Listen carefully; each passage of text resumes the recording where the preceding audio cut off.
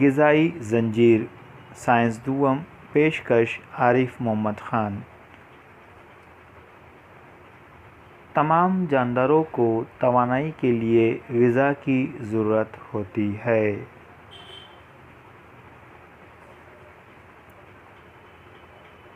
تمام غذائی زنجیریں نباتات سے شروع ہوتی ہیں اور حیوانات پر ختم ہوتی ہے۔ نباتات غذا ساز کہلاتے ہیں کیونکہ وہ سورج کی روشنی، پانی اور کاربن ڈائی آکسائیڈ کی مدد سے اپنی غذا تیار کرتے ہیں۔ حیوانات کو صارف کہتے ہیں کیونکہ یہ بالراست یا براہ راست غذا کے لیے نباتات اور دوسرے حیوانات پر منحصر ہوتے ہیں۔ یہ اپنی غذا تیار نہیں کر سکتے۔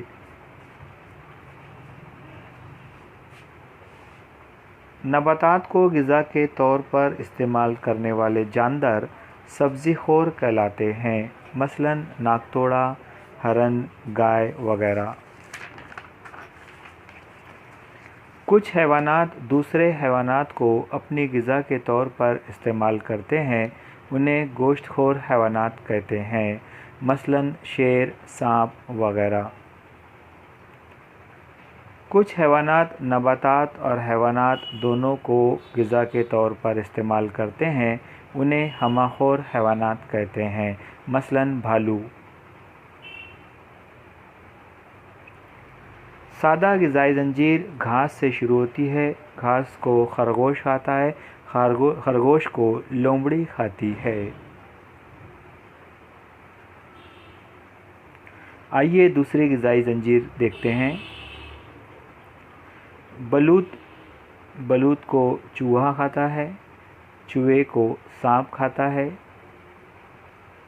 سانپ کو باز کھاتا ہے۔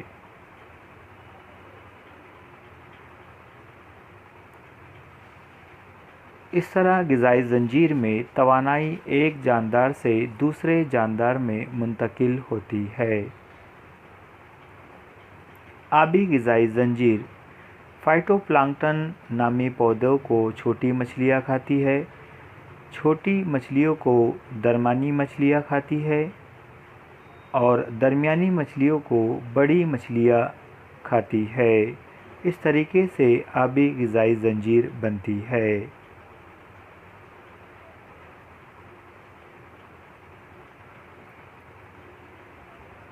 غذائی جال جب کئی غذائی زنجیریں ایک ساتھ عمل کرتی ہے تو ایک جال تیار ہوتا ہے جسے غذائی جال کہتے ہیں۔